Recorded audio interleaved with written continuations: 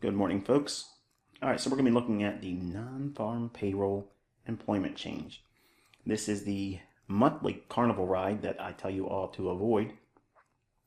So we're going to be looking at the dollar index on the left-hand side. It's a 1-hour chart.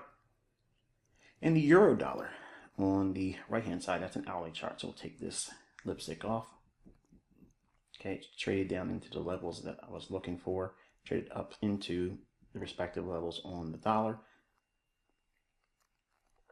All right, so we are looking at what the draw on liquidity is going to be for dollar and euro.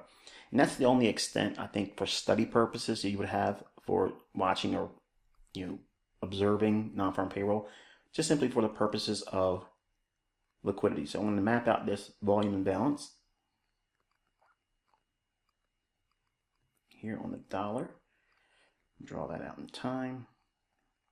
Okay, and that's where I think it's going to draw down to. And if you look at the range that's been created with the first day of the week, and over here on euro, I think we'll trade up into this. This, I think, will be the manipulation.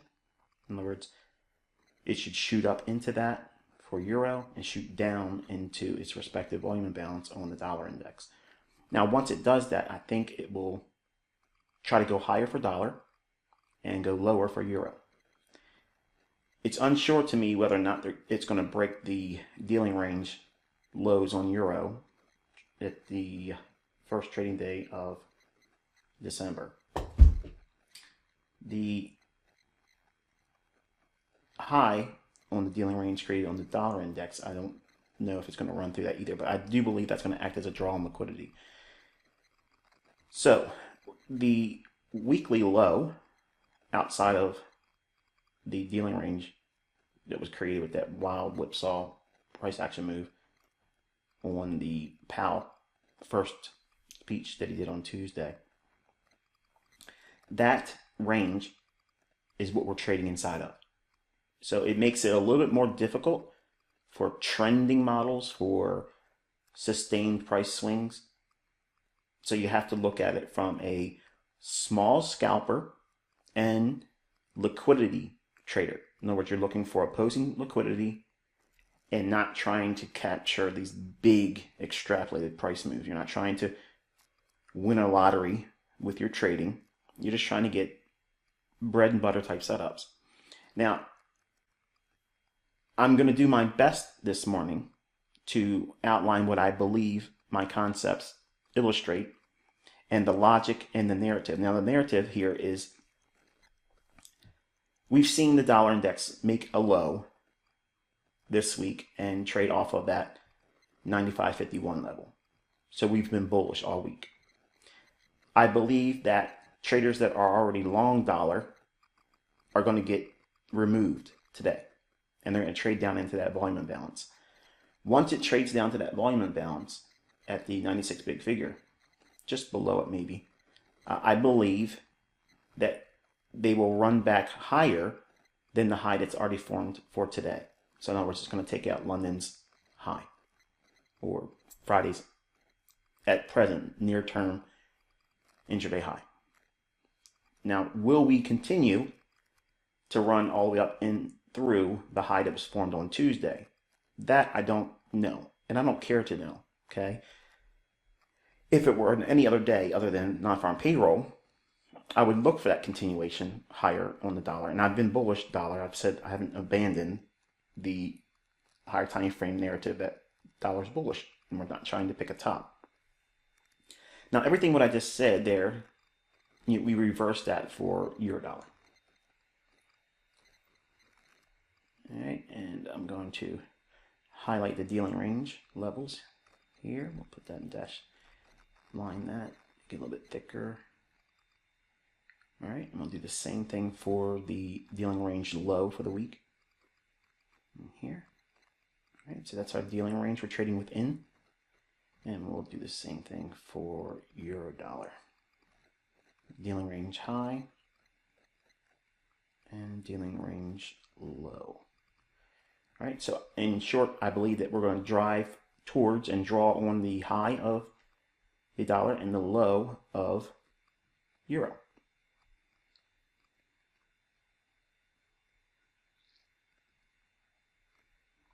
And for accountability purposes, because some of you think I'm blowing accounts still.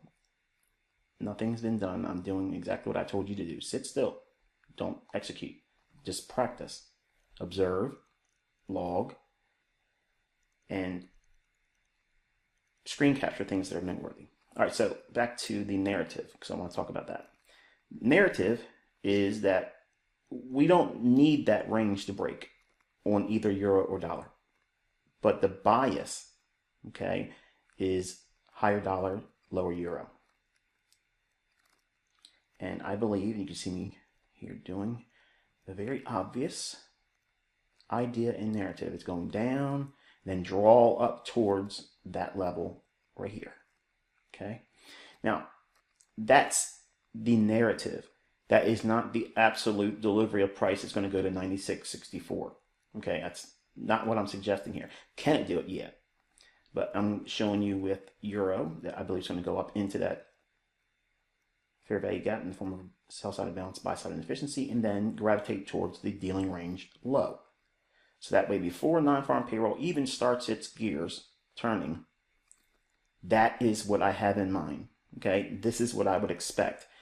Please do not take this as enticement or encouragement or a lure to think that, yeah, ICT's concepts are going to let me be able to go in here and trade non-farm payroll.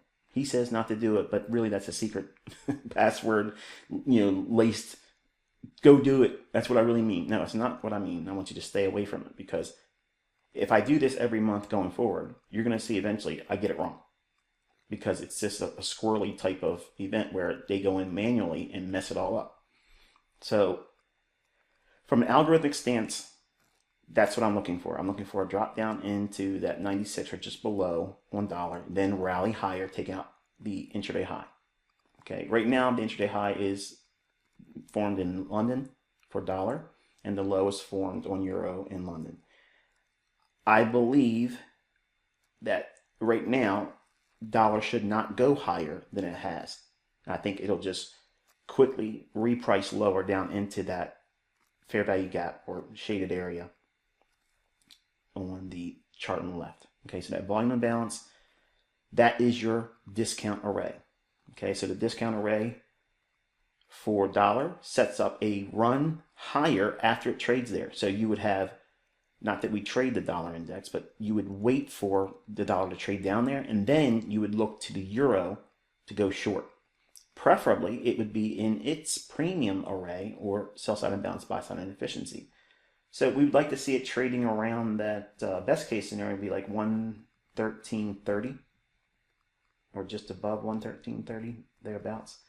And at that moment, the dollar would be in its discount and the euro would be in its premium, with the narrative that the dollar will move higher after going down into its volume imbalance at 96 or a little bit less, and the euro will go lower after trading up into the 113.30, or maybe even the consequent encroachment between, I guess it would be what, 113.25, we'll call it, 113.26 there in that vicinity. So, but we have to wait to see how price delivers. Okay, that's the part that's a little bit of a gray area. You never really know what you're doing until you start watching live data. Okay, and I got a lot of feedback through email, and people are, creating threads in their respective groups saying that they enjoy these tape reading. This is some of the things I promised once you start getting closer towards charter level, because you're actually seeing the mechanics of what it is that we are looking for and how the market reacts to them. And yes, you can forecast, and yes, you can predict, and you can see these things forming. They won't form always 100% accuracy, but clearly, this is my third day here, so we'll see what the results are today, because, it's non-farm payroll. I'm not putting any kind of wager on me being correct. And in fact, it's probably better. Let me just say that right now. It's probably better if this fails. In other words, the narrative I'm outlining right here, if this fails, that will do more to justify why I tell you do not trade non-farm payroll. But the flip side of that coin is if it does exactly what I'm suggesting here, don't read into that as an enticement for you to say, see, that's what he's doing. He's really saying, do it, but doesn't want to draw any special attention beyond that. It's not code words for you to go in and trade non-farm payroll. Please just don't ever do it. Don't ever trade non-farm payroll, period. End of story, don't do it, okay? So, with that in mind, I want you to keep this narrative in mind. So when I drop down to the lower time frame charts, don't lose sight of this framework. Dollar drops down to 96 or just below it, then trades higher to take out an intraday high. And it makes a higher high on Friday, gravitating towards in the direction of the dealing range high at 96.64 and 2 pipettes. Euro should trade up into its sell side imbalance, buy side inefficiency, and trade around that 113.30 best case scenario, but we'll see how it trades. It might only just go up into consequent encroachment.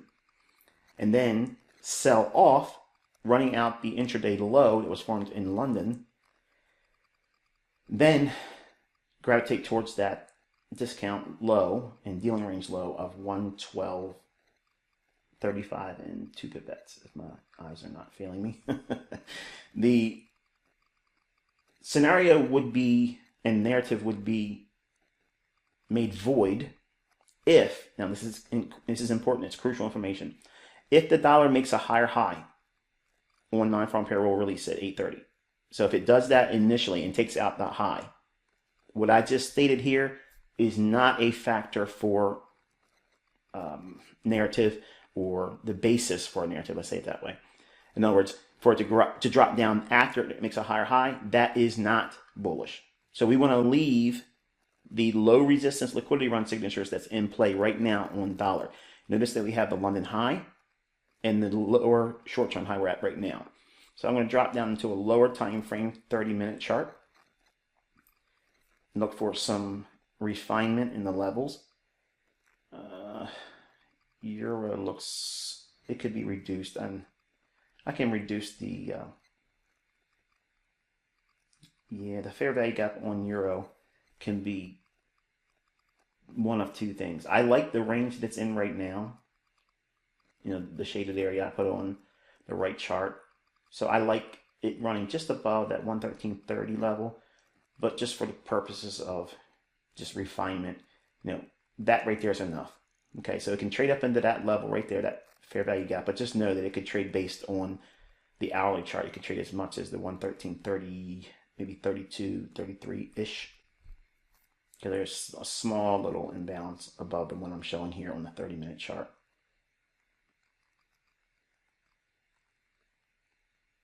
So, typically, what you'll see on non-farm payroll is whoever's making money right now, like say overnight or the last few days, non-farm payroll will typically make a run against those profitable traders that are on side at the moment. And in that instance, when we look at the dollar index on the left-hand side, you can clearly see the longs have been bullish. And not just bullish, but profitable. They will get attacked. The algorithm will make a sudden run right for a clear and obvious discount area. It's not a support and resistance zone. Notice that volume imbalance, if it trades down into that, that is algorithmic. It's going down there to upset the long holders because there's several areas in here where the dollar on the left-hand side, you know, well, look at the 96.13 and 6 pipettes level. You know, what do you think a retail trader is seeing here? They think that's resistance broken. Now it's acting as support, right? So they think that the market has come down, found support, starting to go up now, and because they don't know how to trade, they're going to chase it. And they want to do what? They want to be buying it because they see it's been going up. So it's been going up, and then they see it's bounced off of a level that would be seen as resistance broken, now turned support. That's flawed logic, but nonetheless, that's what it is that they're anticipating. So they will destroy that perspective, run on the liquidity that's offered below those lows, and go to where the algorithm is programmed to reach for, which is that volume imbalance right there. Okay, so I'm going to highlight this and put on our little annotation. This is retail support. Oops. And there we go.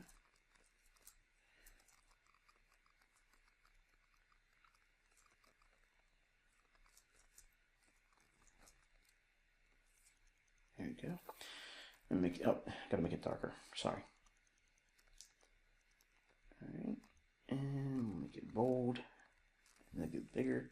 All right, so retail sees support right here, and right there on that low. So that's what they're anticipating and looking for higher prices.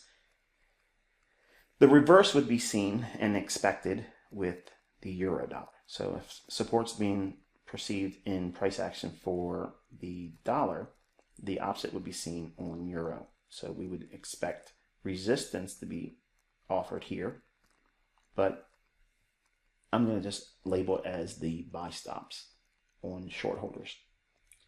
And they want to get short now because they see dollar at a supposed retail support line. So they want to go short on euro. So if they're going short now, they're chasing it. Their books tell them to find the high that it recently formed and place a protective buy stop above that. And it's a little too big. Let me reduce that. And yeah, see that it's good enough. It might not be that clear for you, but it's enough for you guys to see what's going on. All right, and that's what we're looking for the liquidity points for dollar and euro. Okay, so let's see how long. Oop, just spelled it and get that N out of there.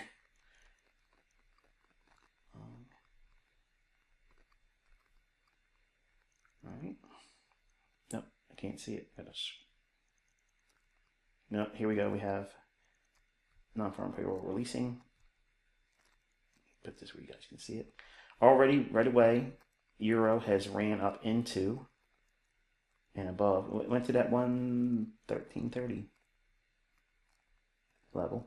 So again, that hourly chart I mentioned that was likely to be a factor. Dollar has yet to go down to its volume imbalance yet. So that's what we're looking for. That would key up the opportunity that would spell a short on euro. So far, dollar's delivering beautifully. Look at that. Perfect, perfect, perfect delivery. And just above the 113.30 level, like I was mentioning, on the hourly chart, we're just below the discount low of the fair value gap on, I'm sorry, the volume imbalance on the dollar index. We want to see it kind of stay inside that. We don't want to see it break below that and expand. Ouch. They never learn.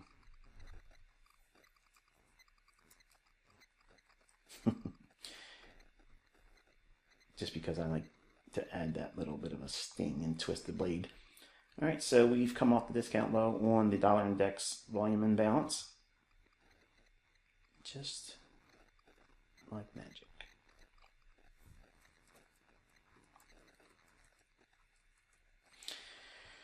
All right, so you can see these are comments and things I'm sharing with you, not only audibly, but in text. I'm typing it in, so it's not me looking at multiple screens. I don't know how I would do this if I was doing it multiple screens. I'm doing two different narratives now, so I'm speeding it up now. And we've seen the market rally up, come off of the volume imbalance on the dollar index, and now we have a wick forming on the euro. Okay, so now this is a potential bearish breaker on the euro dollar, and there's a sell-side liquidity pool I've outlined here, and we'll drop down to a 5-minute chart on both. So I've given you a consequent encouragement on the wick on the dollar index. That would be a long there, and notice I'm anchored right to the candle. I believe we're going to see the beginning of the move back up into that 96.32 and 1 pip at running the buy side. Euro would be a short aiming for the liquidity below 112.88, and then ultimately trading below the 112.82.9. Nice reaction on the dollar index. Focus is here on the highs on dollar. Short-term high that it's approaching now, that would be the initial target, and that would match up with the sell side liquidity that's being outlined on the euro on the left. I'm sorry, on the right-hand side. But ultimately, we're looking for a complete breakdown of the daily high and the daily low, respectively, for dollar and euro. All right, we are in a bearish order block for euro dollar, so it should be done going higher. There you go. Here's your bearish order block. Mean threshold traded to right now in euro. It should start going lower. Bullish order block on dollar on the left-hand side. It should start to move higher and accumulate. Nice reaction so far on both dollar bullish and bearish on euro.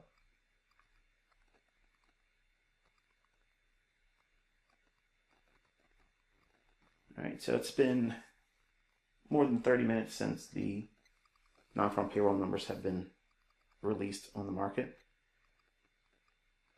and algorithms will start using the liquidity. And here we have a short-term little, there it is, there's the run right there. So you would take partials there on your short on euro, and you would want to see dollar index want to expand higher. Now, we just had a pool of liquidity tagged, so, and there's a small little imbalance that we're coming back up into now. So that's normal. We'd like to see that gap left there on euro, but because it's non-farm payroll, it could fill it and trade deeper into that bearish order block. That's what makes non-farm payroll a little less pristine, okay? Not as clean as a normal trading day. It's a lot of noise and chaff that gets put in on this particular day. Lots of manual interventions. All right, we're seeing reaccumulation on the dollar index here, trading back down to its bullish order block.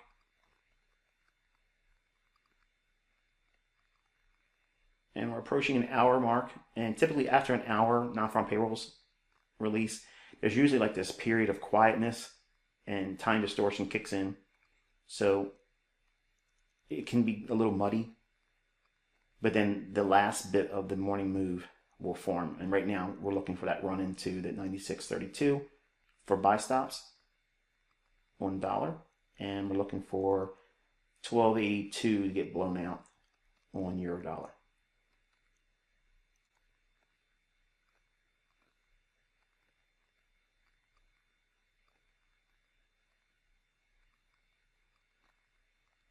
Okay, and we're seeing some consolidation, choppiness in here. Overall, narrative is still good. Nothing in here has changed or upset the underlying bullishness on dollar and bearishness on euro. We would expect a expansion lower and snap lower for euro and dig into the sell stops. Okay, we just need a lower low, so that would be a period where you could take out another partial because we're running down equity. So you could take a partial there.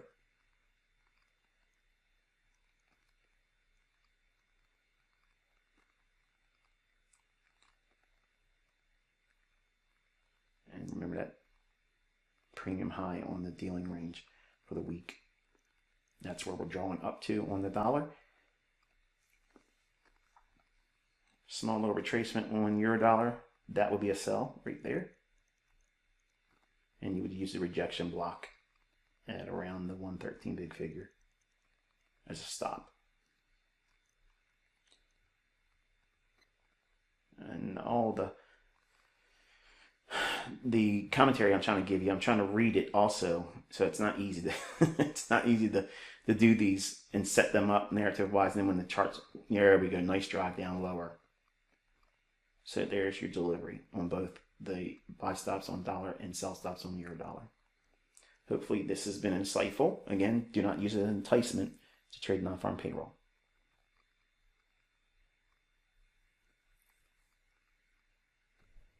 All right, folks, we are looking at the aftermath of the non-farm payroll. And I just want to throw a couple little bullet points on. It's very difficult to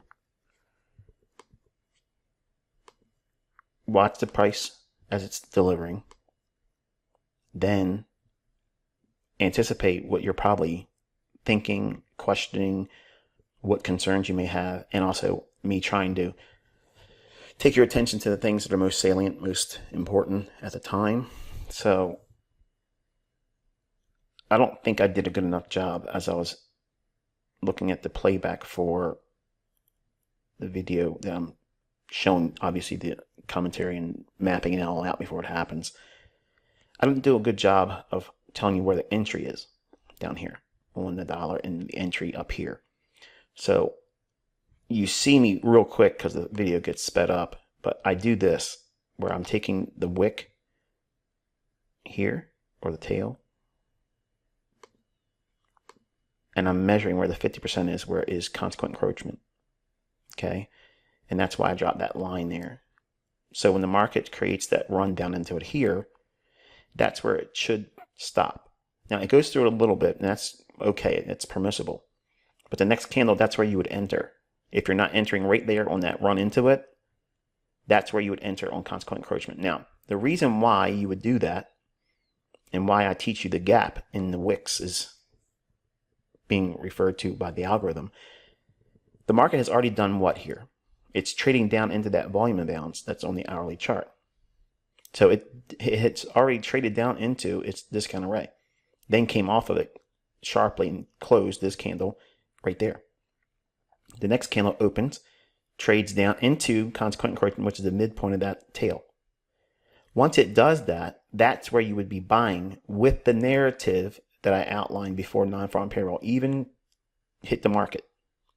So we're looking for it to run above this high over here. Okay, so all of the buy stops and the intraday high, that's going to be targeted, but they're going to drop it down to upset those that are long so they can't get out there. And it also induces new sellers so that way they can pick up more buying here with counterparty to their longs that they can offset here to the buy stops they're going to sell to above the daily high. So it's hard it's hard to articulate every single thing when live data is coming, okay? And it's great in a lot of ways because you guys get to see it, you get to look over my shoulder, and unfortunately, because I'm processing, I'm thinking, I'm processing, I'm trying to read what the price is showing, what the algorithm is likely to do, and also I want to be, I guess, predictive in the sense that I want to show you that I know what you're thinking and what you're probably concerning yourself with at the moment. But I didn't really do a good enough job to talk about this. But this has not been form fitted. You know, I teach you the consequent encroachment of a wick and a tail. That's going to be a likely level to trade back down into. But you use it as an entry technique once it has traded down to its discount array and you're bullish. This was the initial whiplash that comes in because of non-farm payroll. See at 8:30. Then we open on this candle here and we trade down one more time. Everyone else is going to want to see it keep going down, but we looked at that level right here, mapped it out before it even formed, traded down into it. Yeah, you know, this is the type of thing that kind of irritates me because this run through probably wouldn't happen if it was non-farm payroll, but because non-farm payroll, everything's exaggerated. Like everything is muddied and it just makes it difficult. Now let's take this whole idea and apply it over here on the euro because we don't trade the dollar obviously. So we're going to look at the euro and how would the entry pattern be used on this. Now again, I'm not doing this so that way you trade non-farm payroll. That's not the gist of what it is that I'm doing here. But here is the 113.20 and 1 pipette. And then it closes down here. The next candle opens and trades right up into consequent encroachment. That would be your entry point. Okay, and also notice what it's doing. It goes right back up into discount low of the fair value gap. Hits it almost consequent encroachment if my eyes are correct. looks like it just fell short of it, but it's still good enough for government work. Then that would be your short. Where would your stop be? Above here.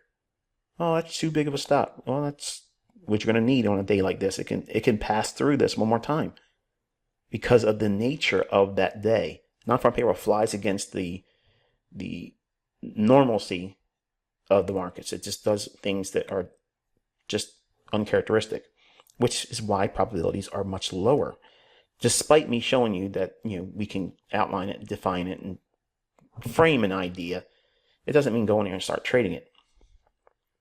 Then we had the bearish order block here. It trades up into that mean threshold, breaks down, comes right back up in mean threshold of this last up close candle as well, and the low of the up candle here. That's your bearish order block, hits it there, and then that time distortion I mentioned that usually comes in. Then it breaks lower, comes back up in mean threshold, breaks again aggressively, leave the gap. We want that. Come up, doesn't even give you institutional order flow entry drill, which is good. That means it's really heavy, and then presses into the sell side. Okay, and that's what we were looking for. In the direction of that old dealing range low. In the direction of the dealing range high on dollar index. Once it did what we were looking for, now we're back inside the range again. Same thing here, back inside the range. All right, so with that, I just wanted to toss that in there, and now I'll give you the weekend commentary, which will be brief. And hopefully you guys enjoyed the last 3 days. I'm not going to do this every single day, folks. I just did it to kind of like spice up the commentaries, because most of you were very, very patient with me when I was going through surgery, and I wasn't able to put anything up for a couple of days. So I'm trying to give you some added value. Also, answer some of the people that were looking for this type of thing. They want to see it. And I can throw a couple of them in each week, but as a steady diet, it would make the videos much longer. And remember, I have content I got to complete. Like, I have to deliver by February. That's my timeline. So I'm taking the month of March off, so I won't be giving you any videos. I won't be on YouTube. But then April, we'll resume again with teachings. I'm not completely done. We're just going to refine and kind of like over the shoulder type things going forward in April. And then we'll see what we can do there. I've tried to come up with a way where I can do live sessions that are private to just us. But it's really, really expensive. Like, really expensive to have a group like us and do live. And I don't want to do it on YouTube because YouTube will be abused. There's no way for me to secure it, not that I'm aware of. But I might do YouTube and just keep things just generic. Like, here's the direction, here's this. And then fill in the gaps that would obviously be in YouTube live streams. Kind of like what you just watched me do with the last 3 days here. Obviously without all these details. But I would just say, I think it's going to go up here. I think it's going to go down there.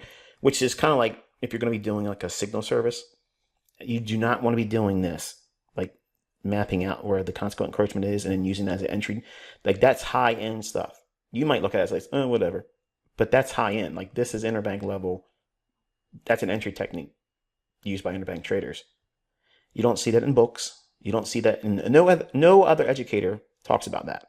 Okay, it doesn't happen because until I talked about it and revealed it, it was never known outside of interbank trading. So unless you've been selected to be one of those individuals, and that's how it works, you just don't apply for it. Okay, there's no job openings. There's no LinkedIn or I haven't even had a job long enough to know what do people use to get jobs, like to post their resume. I can't think of anything. Well, you know what I'm saying. Like, there's no job listings for it, no help wanted for an interbank trader. Like, they hand select you. It may be that you have done something at a firm, at a trading brokerage firm, and that has been done in the past, where if you do exceptional trading and you're really good with management of money. They're not looking for somebody that runs the account out really hard and really fast and the Olympic size returns.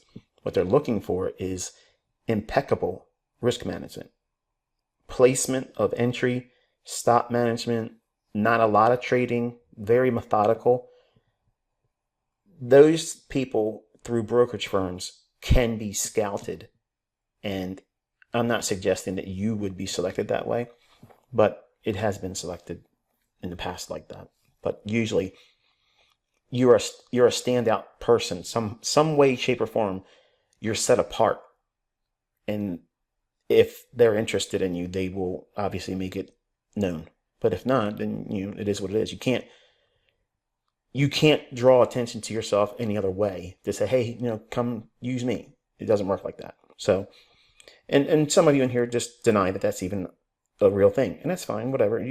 I'm not here to try to make you believe everything I tell you. You just take what works for you. Okay. If you don't want to hear about my origin, you don't want to know all the details or my personal life, whatever, but I'm going to be me. I'm not going to be fake about anything. This is me. So when you're doing signal services, okay, or if you're teaching and calling moves in your I guess services that you're offering for analysis or whatever, to stay compliant with me, don't give the details with that. Now, how would you do it where you're going to blow their socks off and they won't understand how you did it? Well, you can use the measurement you would do. You can do this on another chart. Don't let them see you doing it, because all you do is drop a fib on here, on this close down to that low, and they see you pick the 50% level. That's it. They figured it out. They won't understand the logic the first couple times you do it, but given enough time, they will. And then if you're trying to run a service like that for an income stream, you're basically just going to give away the draw on you as a resource. So they won't need that anymore. Now, there's nothing wrong with that. If you're trying to teach how to trust you, okay, and you want to show them that you can see things happening, you just put a level in here, just maybe above 50%. Okay. Try to do it like eyeballing it, and this looks like a good level right there. Okay. And when it goes down into that level, you would say, okay, it's a buy right here. You're not telling them that it's going down to this volume imbalance. You just know that it went down here, it spiked, came off, and now you're just looking for a failure swing. And that's how you could do it. I wouldn't have any problem with that. You would not be at odds with me. You would not be violating any agreement teaching my stuff. But imagine, without all the details that you see me do on the markup and the live over the shoulder with the dollar and euro, if I just would have said the levels and gave you no teaching as to why this is what it is, you would be like, man, this is mysterious. This is really interesting. And that allure, okay, that allure will keep the people that come to people that offer services. They're never going to learn how to trade. Okay, they're never going to learn how to trade. If they came to you or anyone else that has signals, they're never going to learn how to trade. So in my mind, I don't view it as being disingenuous or providing a disservice to someone like that by not giving them the details as to what you're doing, because you're not promising them how you're doing it. You're telling them what you think is going to happen based on your interpretation of price. So if you have that aspiration and you want to go out there and you want to, I don't know, maybe you want to do a funded account, get funded, make money that way, bankroll yourself, then after you've been consistently profitable and you've done very well for yourself, you can use your funded account to give yourself your own funds to build up a live account there. So that way you could show that I use this information that I trade with to get funded. There's no shame in that. Then you made money from that and you're trading in a live account or accounts, plural, and you can show that track record. And then say, okay, now because I've proven that I am profitable, I've proven a track record, and I showed you that I came up from nothing. I don't mean that to be disrespectful, but you grassroots level, you built yourself up, and now you have the funded account as a means of income. You have your live trading accounts as a means of income, and then you do a signal service, which you can do 2 or 3 trades at most, probably for a week, and that would satisfy most traders that don't want to trade. And if you don't give them the details, not only will they feel like they have struck oil with you because you are giving them the things that are panning out in the marketplace more times than not. Notice how I did that? Because nobody's perfect. I'm not perfect. You're not going to be perfect. But never sell yourself on ridiculous levels, like of precision or whatever. Let those individuals see you operate and let them come to their own conclusion. And if you give like a 30-day trial, say, hey, look, you're welcome to come in, watch me do this. And for 30 days, it's an open house. Anybody can come in. Don't even register your email address. Don't even do any of that stuff, because to do that, they're going to think, oh, you're going to look this spam email box. You're going to do this, do that. Make yourself absolutely transparent if you're going to do a signal service. And don't give them these types of levels. Not only because you won't violate our agreement, you won't basically screw yourself, because if you do this, see, some of the younger guys that have taken my content through leaked videos or whatever, they're making YouTube videos and they're putting my stuff in their videos because they know people are going to see that and they're going to know, oh yeah, he's been trained by ICT. That's cool, but I don't want any of you thinking that that's going to lead to long-term success for you. If people see you doing that, you're just going to be like a conduit just back to me. So if you're running a signal service, you don't want anything with me attached to it. You want to do it on your own steam. Don't do any kind of markups in your video. Just say, this is where it's at right now, and this is where it's going. And you put a level, horizontal levels on it. That's it. And I promise you, everyone that subscribes to you that doesn't want to learn how to trade or can't do it, it's not a disservice to them for you not to teach it. Keep it mystical. Keep it, mysterious. And they will love you for it. It'll keep them engaged, and they will talk about you. And that will be advertisement that you don't pay for. And then they'll bring more people in there for you. And there's another income stream for you. That is not, no, you don't need any affiliation with me for that. That's your own operation. That's your own enterprise. But just don't give them the details, because they're not entitled to it. Okay? So anyway, real quick, we're going to go out to a daily chart on the dollar index. We have made a short-term swing low. We want to see if it wants to press higher. It needs to get through the imbalance here and go through that. I'd like to see it come back down and find the premium high support and then run into that weekly imbalance that we've been mentioning.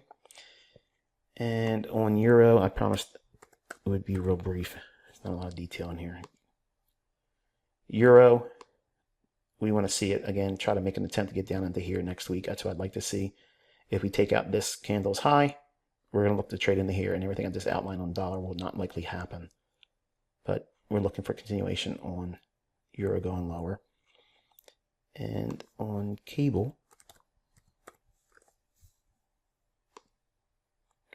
this thing just keeps digging in. I mentioned that it's really not clear as to what it's reaching for. There's no imbalance in here, just liquidity pool there. And these right here, which could be really interesting if it starts to get higher on dollar, but that's a good distance away. But it could do it. I just don't know. I just know it's heavy, it's weak on pound, and there's that.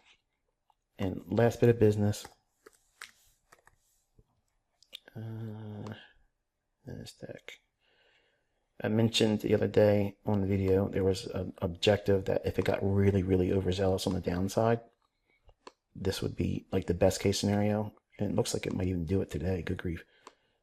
That's the imbalance right there. So if you watch that video, and I did the tape reading on, this is where I said this is the ultimate best case scenario. This is where it is. The framework is that imbalance there. Okay. Nice little imbalance it traded to, overshot it there, bearish order block, sell off. Beautiful, beautiful, beautiful price action. And imbalance, closed, boom. Here's my target. Look at that. it obviously, stopped me out. You saw that on the balance, but that's the business down here. Oh, doesn't show it on that time frame. Let me see if it was the 15-minute time frame that shows it. Yep, there it is. Best case objective. That's where it was. And again, it's that daily fair value gap that's way down there. Okay, so short, simple, just off the cuff today. I want to keep things real relaxed. Enjoy your weekend, folks. I will catch up with you again on Monday. And again, no reason to clog my email box up with the appreciation on these types of lessons. I promise you, we have really good stuff coming, way better than this. So I'll catch up with you on Monday. Be safe.